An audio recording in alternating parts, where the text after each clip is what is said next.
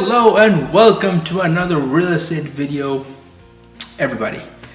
Well, first of all, a sincere apology to all my Zaidionis. Listen, I've been not making video for the last 3 to 4 months, and the reason is, in my defense, being extremely busy with a lot of things were happening, a lot of changes that were happening. First of all, the biggest change was that I got a new website.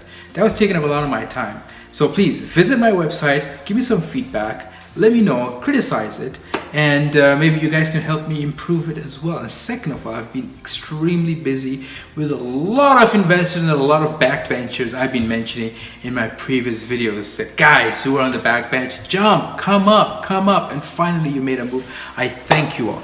But because of that, I lost out on those people who were just watching my videos and taking advices and were acting on my advice, and this video was the only way I could communicate. So I apologize to all of you guys. But the other part where a lot of people took my advice and they jumped and they started to move forward and they started to invest, they started to contact me, that part was extremely busy. Despite the fact that there were new rules that came out with lending, there was a lot of activity at my end, and the reason is because I myself am very passionate, very optimistic, and extremely motivated when it comes to real estate, or as a matter of fact, to any job that I do. I become extremely passionate and extremely excited, when I'm explaining things to people and when I'm convincing them on what they should be doing. The reason being simple, guys, Zaidionis, it's not rocket science. I was born into a family that's doing this since 1968. Hey, come on. So I would know exactly how much excitement this market has, how exciting it is in times like today where people are all pessimistic, people are all negative, people are all scared, yet me and my investors are super aggressive. Me and my investors are taking advantage of this market to an extent where people would not imagine. And I look at every different change in the market as an opportunity, right? I've been doing that since a very long time in different parts of the world. And I wouldn't say that I've made billions, but I do know for a fact that my investors have made millions and billions, and they've become rich. And right now, those of you who know who I'm talking about or watching my video know how much they are making and how they've taken advantage of the existing situation of the market. What is the existing situation? What do you look at it from? Well, from your angle, it's of course negative. From your angle, it's of course, my God, my investment is going to go down the drain. From your angle, it's like, oh my God, is it the right time? What if? And what if? And what if? That what if is keeping you guys away from taking that opportunity. Don't look at the what if factor. Of course, you can neglect. Always, as they say, prepare for the worst, right? Work for the best, but prepare for the worst. And again, we always prepare for the worst. You never know what the future holds for us. But let's look at it from a realistic point of view. Well, let me just before I move forward. I'm not going to have any statistical data on this video. I'm going to make another video with the statistical data, right? This is more like a one-to-one, coming back together kind of conversation where, I've been missing out and you've been missing out on my videos. So coming back to our topic, that the what if factor should be removed, right? Now, I look at what if from another angle. What if you don't take advantage of the market now? So what is going to happen in the next 5 years? Had you taken a step today, you'd be smiling. So what if you don't take a step today? Now let's put it this way, very honestly speaking, you agree with me. The step you took 3 years ago to buy a house, right, which was 2015, 2014, 2013, the step you took then, and when you look at it yourself right now, you're like, wow. But the step when you were taking it in 2013, at that same time, you were like, God, it's expensive. So what I'm trying to say is real estate has always been expensive in every point in time. And every time you want to buy real estate, you always see it as oh my God, it's so expensive. That's why you or I or anyone else shifts their attention and moves over to what? Stock market. Moves over to what? let's get into mortgage syndication, right? Moves over into what? Let's get into segregated funds. Let's get into mutual funds. Of course, because the investment is low, so your risk of losing that money is low, so you don't have that fear. So it's the fear factor that actually demotivates you. The what if factor is so large, it demotivates you from taking a step. Now, why does the what if factor not bother me? I've been doing this, I wouldn't say I've been doing this, but I was born into a family that's been doing real estate construction, development, interior designing, trading of building materials, everything related to construction since 1968. So we initiated in 1968 and we've been growing into multiple businesses ever since, to an extent that we're developing properties in different parts of the world. Now, I walked into this business at the age of 8. So from the age of 8, I've been watching real estate in all parts of the world go up. So there's this guy who comes into an office in 1985 in front of me, and I'm an 8-year-old guy. He buys a piece of real estate and he comes and sits in front of us and says, oh my God, this is an expensive piece of real estate I bought. I need to make it work. So real estate has always been expensive at every point in time. So that gentleman in 1985 is laughing right now when he looks back at the decision he made. My family bought something back in 1975. My family bought something in 1995, and over the years, they're smiling, they're laughing. And the same goes for a lot of investors who bought something with me 4 years ago or even 5 years ago. They're laughing, despite the fact that the Toronto real estate market is a little low, but they're still laughing. Let me give you an example. I went to the US in 1994 to study bachelor's. When we landed there, I had two options: either to live off or on campus. I chose to live off campus. My father, who was assisting me at that time, went out and bought a condominium for me off campus. And I was like, hey, I'm just going to be here for 4 years. Why are you buying a condo? He's like, buy it. I want you to buy it. At that point in time, real estate, again, in 1994 was very, very expensive in Boston, USA. Are we smiling? We're laughing our head off today. So why did he make that decision? Did he have loads of cash? Maybe. But he took that step. He leaped. Whatever it was, it seemed tough. But he took it. And I could see it when we were buying it. It did seem tough. It was pricey. And we were having double thoughts.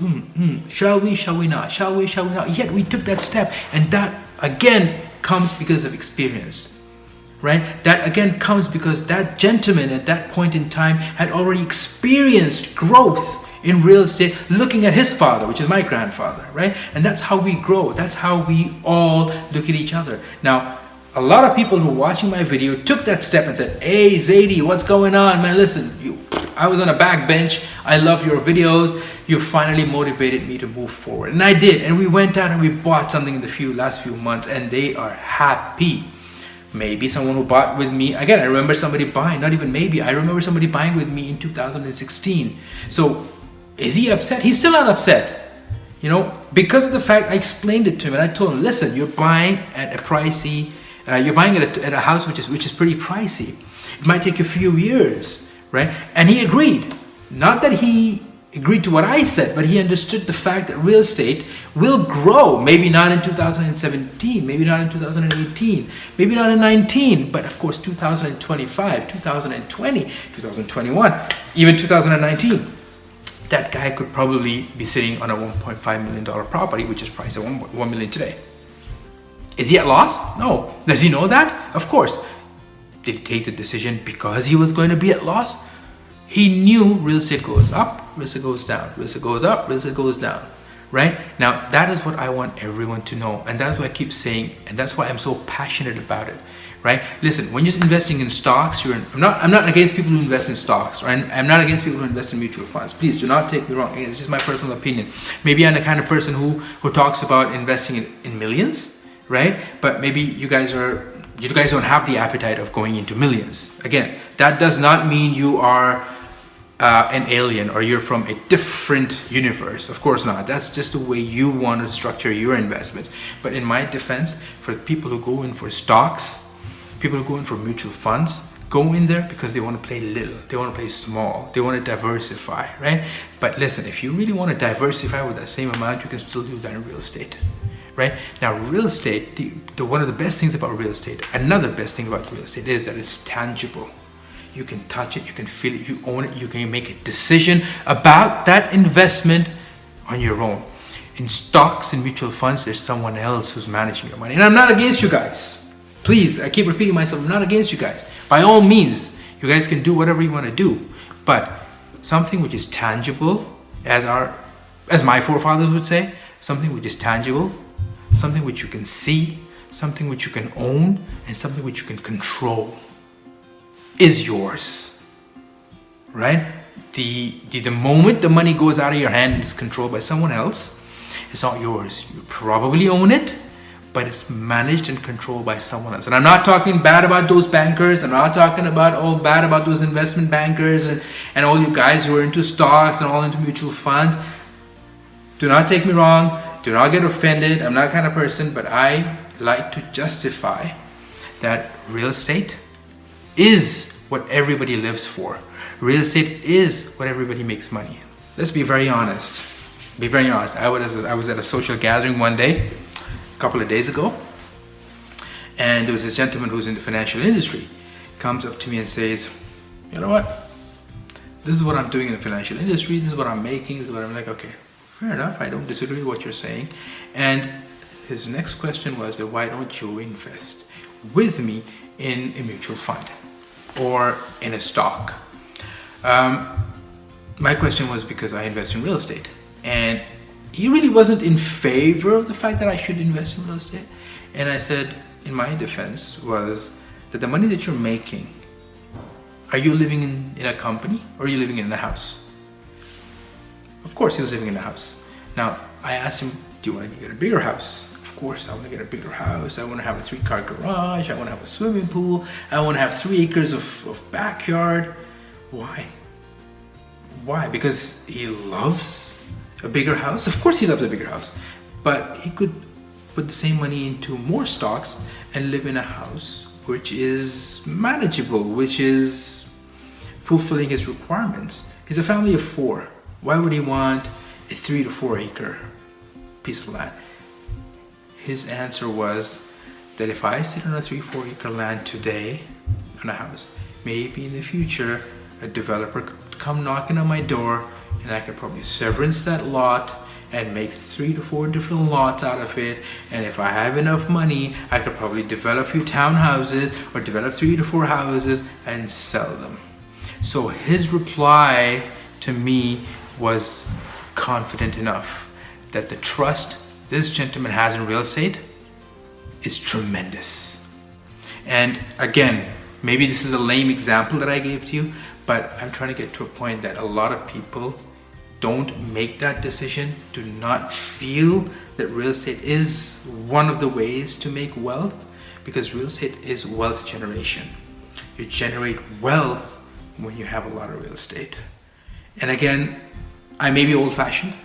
I may be, trying to pass on a message to people that, hey, you're just being too biased and you're just talking about real estate because you're into real estate. I'll tell you what, I am into real estate because I know real estate makes money. Because I've tested real estate makes money. Have I lost money in real estate? No. Has my money been delayed in gaining profits in real estate? Yes. So I've always gone, and I'm still going through a phase of real estate that is ill. But I've never come to a point where I invested $20,000 in a mutual fund or a stock and I'm at zero. I've never come across that point with real estate. So, having said that, not mean to discourage anybody who's into stocks, not meant to discourage anybody who's into funds and mutual funds, but just trying to encourage that, listen, anything that's tangible, anything that has paper ownership, anything that you can touch and feel and own is yours. And that thing can never be taken away from you. Unless you've contacted or unless you made a crazy mistake of going somewhere with real estate where you're in a very, very bad situation, and I'm sure most of you don't do that, but again, if you make a blunder, that's where you lose money in real estate. Next question comes up, of course, in addition to my video. Next question will come up, what about places where real estates have just gone under? Again, I'll give you an example of a place called Dubai. I'll give you an example of a place called, okay, let's just say Dubai as a place. People refer to it that, you know, it's been one of the booming countries and it's going under right now. Honestly speaking, I and my investors have made money in that industry. In that country. I and my investors have made money in that country. I have personally never been hit in real estate in that part of the world either. A lot of people have, and a lot of people are being hit in real estate out here in Toronto. I know a lot of people who come up, I lost money in real estate, I lost money in real estate, I lost money. Where? Vancouver, where? Toronto, you know, where? Montreal. But touch wood, or whatever you say, I have not come across. Having said that, I urge you guys to look at it from a different angle. I urge you guys to look at the what if factor from a positive aspect. A lot of people come up to me and say, you know what, you're giving out a lot of videos, you make a lot of videos like these, and you're always very passionate and very optimistic. And I always come back and I say, listen, I love giving advices to people. I love bringing changes to people's lives. If they can make money because of me, if they can take a little bit of that opinion, of that advice that I'm giving to you about real estate and go out and make that decision, that's great. That's amazing, right? And that's, I mean, I like doing that because I'm passionate about it. I like giving people opinions and advices about my specific industry. I like sharing experiences with them. I like changing the mindsets of people. I like to make them positive. I like them to think alike, because I know I have made money for myself. I made money for my investors. Having said that, thank you very much for watching this video. I will be posting another video, coming up with another video with the statistical data, while coming back to my old method of communicating. This was a longer video because I hadn't spoken to you for so many months, and I have a lot of things to tell you, but I was so excited, you know, to share that small piece of information that I've just done so, and I don't want to stretch this video for half an hour to 45 minutes. Until next time, take care, stay blessed.